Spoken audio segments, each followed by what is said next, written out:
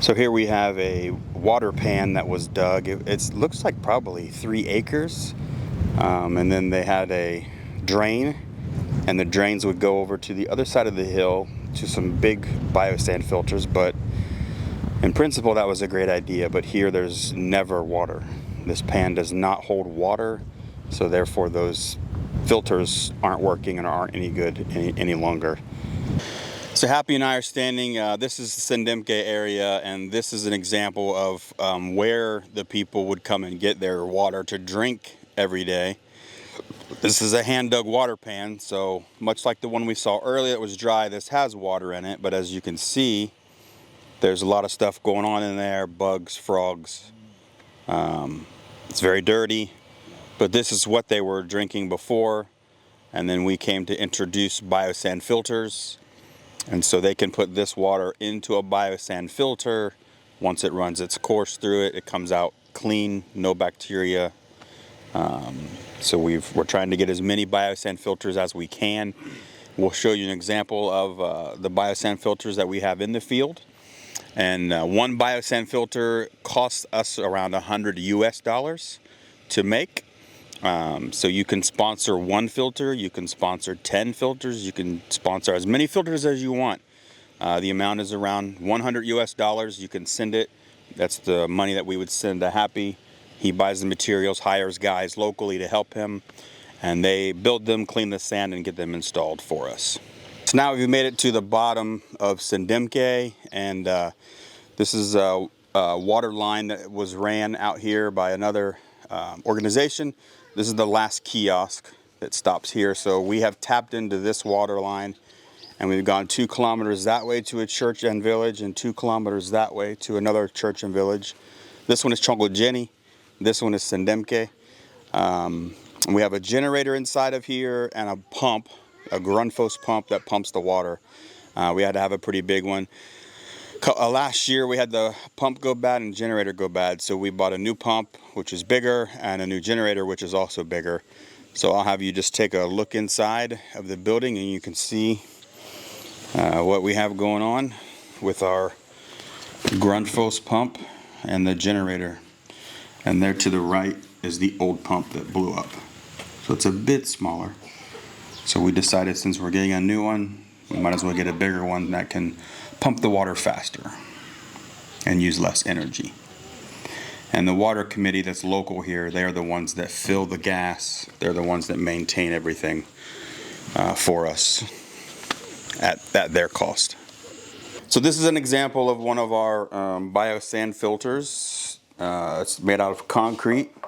This was the 4th one we made for the teachers. We had 8 teachers, so they just decided the number 4 they would leave here, so they could constantly have good clean water to drink. So again, they can take the water from the pan and they pour it down inside of here, and it will filter through this diffuser plate, and then the water comes up and comes out, and it's clean water. So this is a sample that you could see of the biosand filter.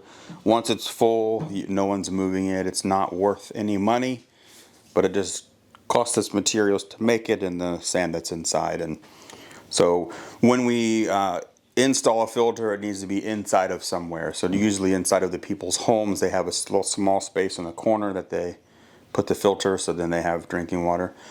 And over here I have my friend Binghua. We have a filter in Binghua's house.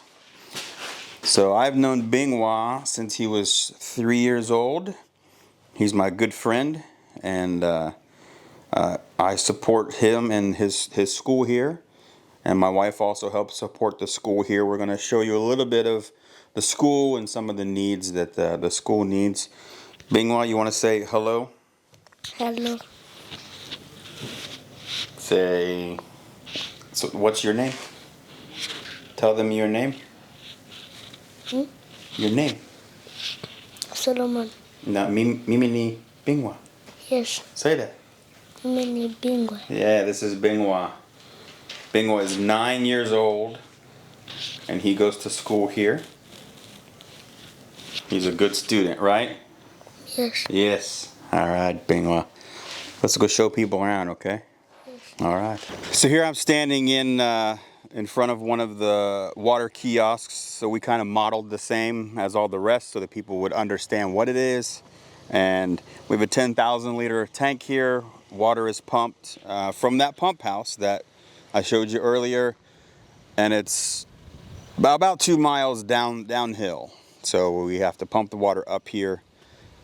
So people don't have to walk as far to get water in this area. The people that were here were very nomadic. They just moved from place to place. They went wherever there was water. The name Sendemke actually means women don't come, there is no water. So that kind of struck to my heart that we really needed to bring water here. And now, I mean, you can see a little, but when you walk into the bush, you can see a lot of homes that people are building more permanent structures and being less nomadic. They have their children coming to school here now through CBEM. And we have about 150 students at this school. We are looking for help sponsoring. Mainly we pay the teachers, so if we can pay all the teachers, then the students will get educated through the help of the teachers being paid. So, but this is one of the other water projects. We have another kiosk exactly like this at another church 2 miles the other direction. It's called Chongojeni. Same scenario, pump water there. People can come and get. They do pay for the water because we pay for the water. It's very little, but then they have a way to barter, take in a chicken, get money on their card so they can buy some water, and it's borehole water, cleaner water. We still advise they run it through a biosand filter if they can, but it's still, this is better than drinking from the pan. So now Bingwa and I, he's just my shadow when I'm here. We are standing in front of what used to be the toilets that they would use for all the teachers, the students, all using the same toilet. It's just a pit latrine. This was not good for the government standards for having a school, so they couldn't actually establish a school. So me being involved with water and sanitation, we decided we wanted to build toilets with septic tank that they could put water in to flush it into the septic tank and into a shift tank, kind of a leach bed. So our new toilets are right over here, and I will take you there now. All right, now we're over here at the proper toilets. So this is to government standard. We built these. We had septic tanks installed. We have a water tap here, so we can fill buckets to flush the toilets. We didn't want to put in what we call English style toilets because the kids would probably waste a lot of water. So there's a key to get into the doors. The teachers will let them in. They'll fill a bucket full of water, leave it in there for them to kind of flush when they're finished. So we have the female bathrooms here, the male bathrooms there. There's 2 bathrooms, so they let the students use one, teachers use the other. So they're just separate, kind of private, more sufficient, more stable restrooms. The buildings, the roofs. So this was just another step towards getting this school to where it needed to be, get this community where it needed to be. You had 150 students using the same pit latrine, and also the pit latrines are not healthy for them. So as you can see, we have an actual septic tank. That's a concrete tank in the ground that was built. On the other side of that is the shift tank, which we kind of call a leach bed. And then when my wife was here with me, we were able to dedicate the toilets. That was so much fun to dedicate toilets, but it was a project that was that they were very excited to have. So we were honored to be able to do this.